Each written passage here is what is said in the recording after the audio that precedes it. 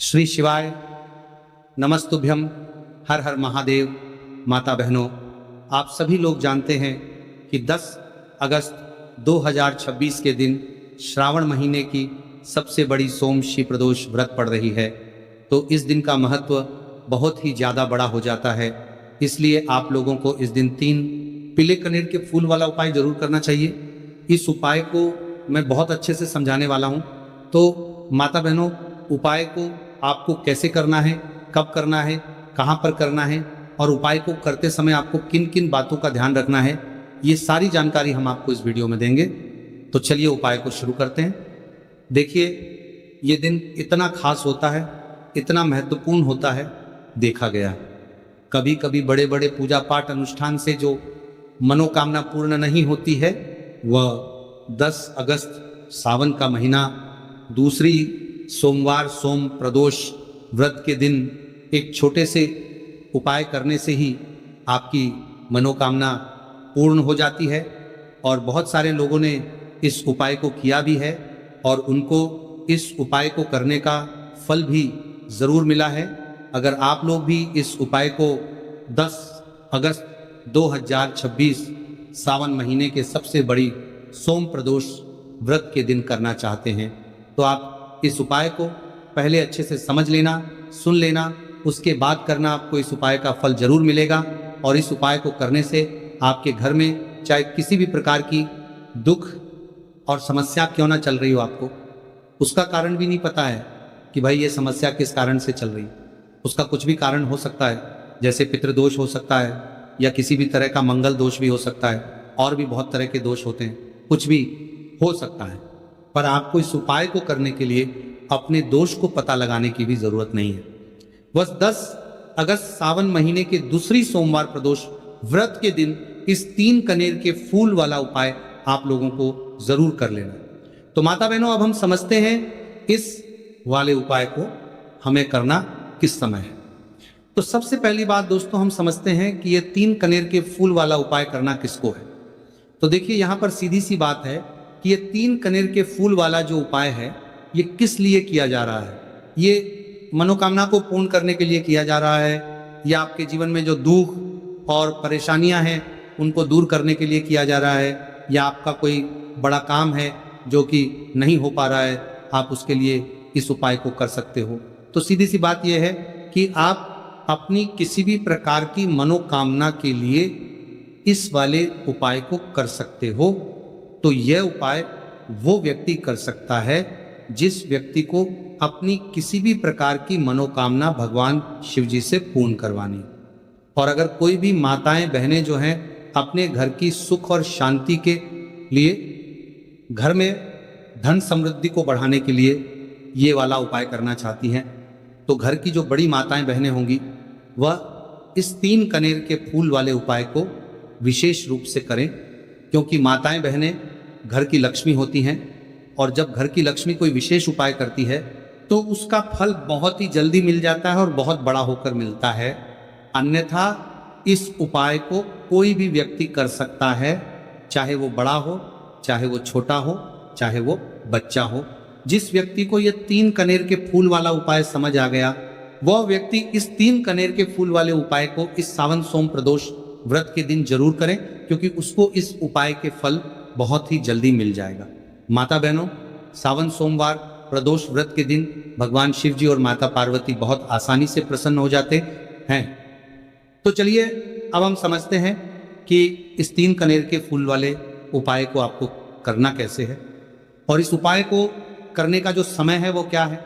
तो देखिए, इस सावन सोम प्रदोष व्रत के दिन किए जाने वाले यह 3 कनेर के फूल वाला जो उपाय है, यह मुख्य रूप से सुबह के समय होगा। किस समय होगा? सुबह के समय होगा। आपको कोशिश यही करनी है कि सुबह के समय हम इस 3 कनेर के फूल वाला उपाय को कर लें। पर किसी कारणवश अगर आप सुबह इस उपाय को ना कर पाओ, आपको कहीं काम से जाना हो या किसी और काम की वजह से आप उपाय को ना कर पाओ, तो आपके पास फिर दूसरा मौका रहेगा जो कि शाम के समय का रहेगा, प्रदोष काल का रहेगा। अब भाई, प्रदोष काल का समय भी एक बहुत ही लोगों के मन में प्रश्न बन जाता है कि भाई ये समय होता कब है, कितने बजे से लेकर कितने बजे ये समय होता है, ताकि हमें उपाय के लिए जो है करने का समय पता लग जाए। तो हम आपको बता दें कि प्रदोष काल का जो एक समय होता है, शाम का समय होता है, शाम के 6:00 बजे से लेकर शाम के 7:00 बजे के बीच का। इस समय में आप उपाय को करेंगे तो आपको उस उपाय का जरूर फल मिलेगा। तो शाम के 6:00 बजे से लेकर शाम के 7:00 बजे के बीच में आप लोग इस 3 कनेर की फूल वाले उपाय को कर सकते हो। अगर आप लोग 7 या रात 8:00 बजे तक भी उपाय को करोगे तो भी चल जाएगा, और इससे भी थोड़ा देर हो जाती तो भी आप उपाय को कर सकते हो, क्योंकि 10 अगस्त 2026 सावन सोम प्रदोष व्रत का बहुत शुभ दिन माना गया है, और यह दिन बहुत ही कम आता है पूरे साल भर में। इसलिए जब आपको मौका मिल जाए, जब आप इस उपाय को जरूर कर लेना। कोई भी उपाय हो, आप कभी भी कर सकते हो सावन मास का सोम प्रदोष व्रत दिन। बस कोशिश करना कि समय के थोड़ा मतलब अंतर्गत ही कर लो, पर किसी कारणवश अगर ना कर पाओ तो फिर आप थोड़ा देरी से भी कर सकते हो, आपको उपाय का फल जरूर मिलेगा। तो माता बहनों, सावन सोमवार प्रदोष व्रत के दिन जो व्यक्ति इस 3 कनेर के फूल वाला उपाय को शिवलिंग के ऊपर कर लेता है तो उसके जीवन में चल रही तमाम परेशानियों का अंत होता है, और उसकी समस्त मनोकामनाएं महादेव की कृपा से बहुत ही जल्द परिपूर्ण होती हैं। तो चलिए जानते हैं बहुत ही खास उपाय के बारे में, लेकिन उससे पहले एक प्रार्थना है। अगर आप चैनल पर नए हैं तो कृपया चैनल को सब्सक्राइब अवश्य कर लें, और कमेंट बॉक्स में श्री शिवाय नमस्तुभ्यम हर हर महादेव जरूर टाइप कर देना। तो देखिए, ये सावन सोमवार प्रदोष व्रत के दिन हमारे लिए बहुत ही खास है। तो इस दिन कुछ बहुत ही खास उपाय आपको जरूर करना चाहिए। ये उपाय आपके जीवन में सुख समृद्धि की वृद्धि करते हैं। माता लक्ष्मी की कृपा आपके जीवन में होती है। आपका चाहे जितना भी दुर्भाग्य चल रहा, मैं कहता हूं कि अगर आप इस सावन सोमवार प्रदोष व्रत के दिन 3 कनेर के फूल वाला उपाय कर लेते हैं तो आपका सारा दुर्भाग्य महादेव की कृपा से बहुत ही जल्द सौभाग्य में बदल जाएगा। तो चलिए जानते हैं गुरुजी द्वारा बताए गए सबसे पहले उपाय के बारे में। देखिए, इस उपाय के लिए आपको सिर्फ 1 लोटा जल ले लेना है और 3 कनेर के फूल ले लेने हैं। सावन सोमवार प्रदोष व्रत के दिन किए जाने वाला यह सबसे अचूक और सबसे खास उपाय है, इसीलिए आपको 3 कनेर के फूल कहीं से भी ले लेने हैं। 3 कनेर के फूल आप चाहे तो फूलों की दुकान से ले लें, या फिर आपको नहीं मिल पाते हैं तो शिवलिंग के ऊपर जो कनेर के फूल चढ़े हैं उनको उठाकर जल से शुद्ध करके फिर आप उसका भी इस्तेमाल कर सकते हैं। देखिए, आप जो जल लेंगे वो आपको तांबे के पात्र में लेना है और अपने किचन से लेना है। अब सिर्फ ये 2 सामग्री लेकर आपको शिवालय पहुंच जाना है। माता बहनों, इस उपाय को आप सुबह करना चाहे तो सुबह कर ले, और शाम को करना चाहे तो शाम को कर ले। पूरे दिन में किसी भी समय आप इस उपाय को कर सकते हैं। अब देखिए, शिवालय पहुंचने के बाद सबसे पहले आपको एक काम करना है कि आप दक्षिण दिशा में बैठ जाइए और उत्तर दिशा की तरफ अपना फेस कर लीजिए। अब आप जो 3 कनेर के फूल लेकर आए हैं, इनमें से आपको एक एक कनेर का फूल शिवलिंग में जो महादेव का परिवार होता है उसमें समर्पित करते जाना है। देखिए, पहले फूल आपको शिवलिंग में जो दाहिने साइड वाला कोण होता है, जिसे श्री गणेश जी का स्थान कहते हैं, वहां पर यह पहला कनेर का फूल समर्पित कर देना है और श्री शिवाय नमस्तुभ्यम मंत्र का स्मरण कर लेना है। और फिर दूसरा कनेर का फूल आपको श्री कार्तिक की जी वाले स्थान में समर्पित कर देना है और श्री शिवाय नमस्तुभ्यम मंत्र का स्मरण कर लेना है। फिर तीसरा कनेर का फूल आपको माता अशोक सुंदरी वाले स्थान में समर्पित कर देना है और श्री शिवाय नमस्तुभ्यम मंत्र का स्मरण करना है। देखिए, जलधारी के बीच वाला जो स्थान होता है वह माता अशोक सुंदर का स्थान कहलाती है, और यहीं पर आपको तीसरा कनेर का फूल समर्पित कर देना है। इसके बाद इस शिवलिंग से 2 फूल आपको और लेना है, क्योंकि हमारे पास मात्र 3 ही फूल थे ना, तो ले लिया। फिर चौथा कनेर का फूल आपको माता पार्वती के हस्त कमल में समर्पित कर देना है। देखिए, शिवपिंडी जिस स्थान पर रखी रहती, यानी शिवलिंग जिस स्थान पर जुड़ा रहता है, उस पूरे गोल गोल वाले स्थान को माता पार्वती का हस्त कमल कहते हैं। और चौथा कनेर का फूल आपको यहीं पर समर्पित करना है और श्री शिवाय नमस्तुभ्यम मंत्र का स्मरण कर लेना है। इसके बाद आपको 5वां कनेर का फूल शिवलिंग के ऊपर समर्पित कर देना है और महादेव से अपनी मनोकामना बोल देंगे। देखिए, ये उपाय उन लोगों को करना है जिनकी कोई विशेष मनोकामना है जो अभी तक परिपूर्ण ही नहीं हो पा रही। बहुत सारे उपाय कर चुके हैं, बहुत सारे टोटके कर चुके हैं, तो मैं कह रहा हूं कि ऐसे लोगों को ये विशेष उपाय सावन सोमवार प्रदोष व्रत के दिन जरूर करना चाहिए। 5वां, फूल समर्पित करते हुए यानी शिवलिंग के ऊपर रखते हुए आपको अपनी मनोकामना बोल देनी है और ये फूल शिवलिंग के ऊपर समर्पित कर देना है।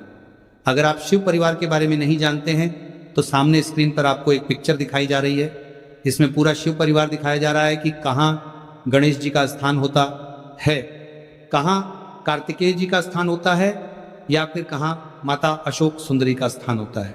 सारे स्थान आपको दिखाई जा रहे हैं। इनमें से जो भी स्थान में अभी आपको फूल समर्पित करते हुए दिखाया गया है उसी स्थान पर आप फूल समर्पित कर दीजिएगा।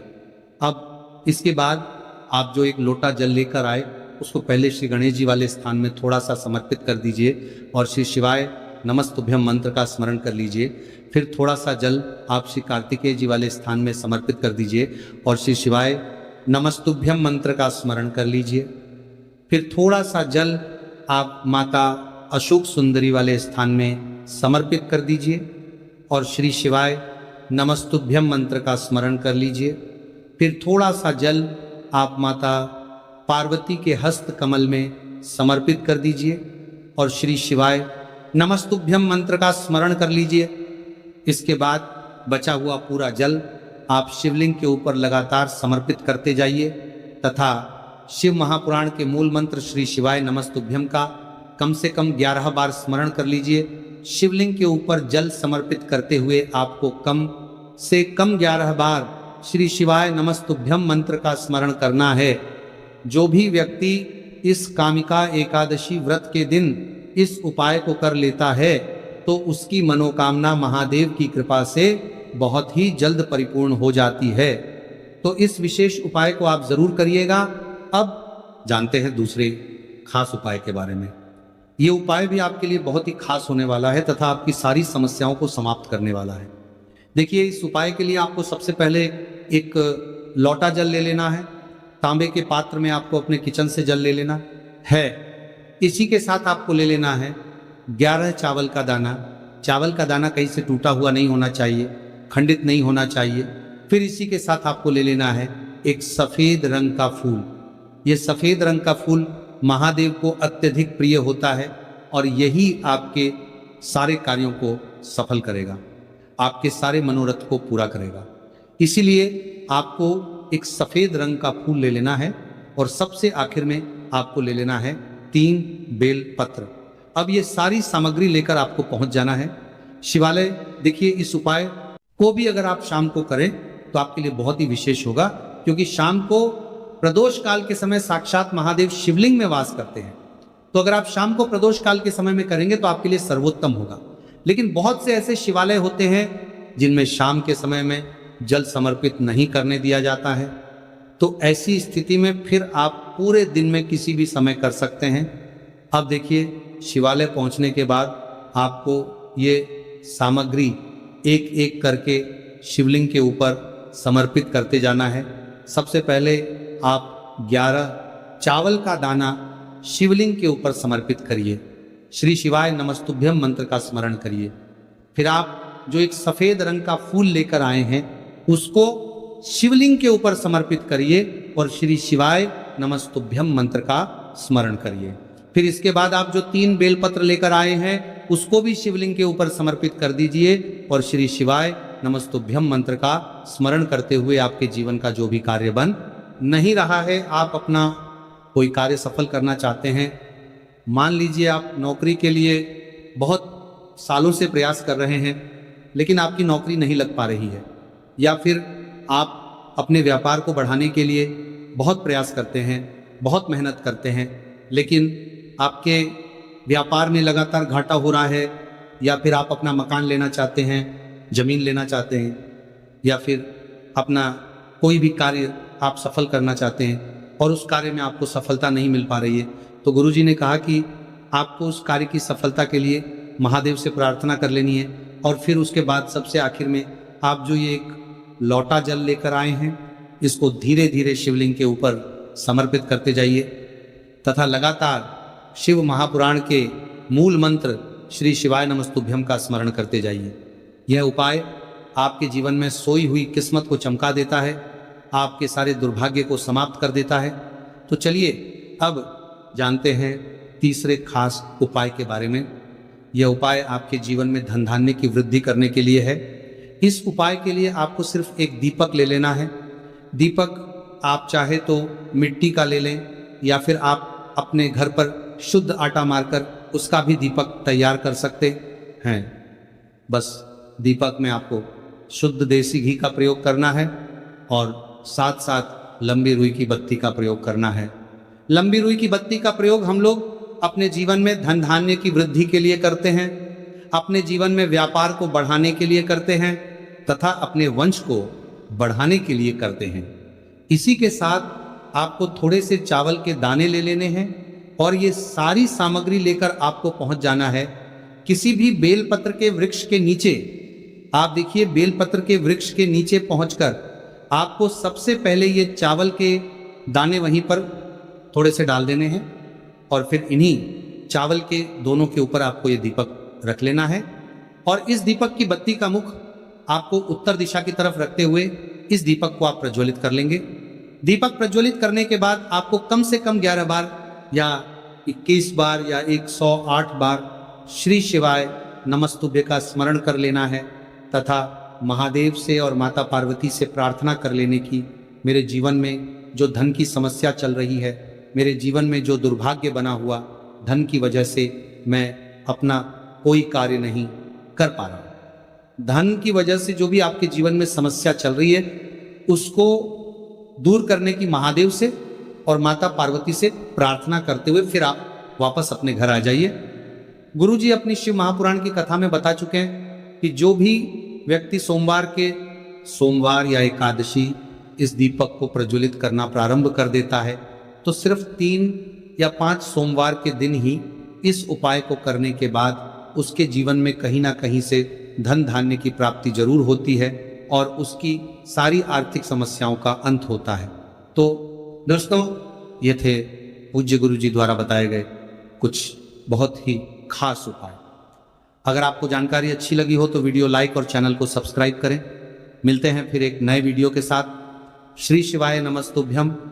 इस वीडियो में दिखाई गई कथा केवल धार्मिक प्रेरणा के लिए, इसमें प्रयोग की गई आवाज कृत्रिम AI जनरेटेड है और इसका उद्देश्य किसी भी व्यक्ति की नकल करना नहीं है।